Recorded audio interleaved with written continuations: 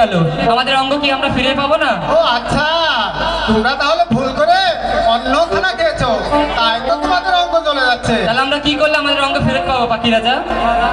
হ্যাঁ, উপায় একটা আছে। কি এমন উপায়? কালী দয় সাগরে যে যদি একটি করে 4-4টি ডুব দিতে পারো,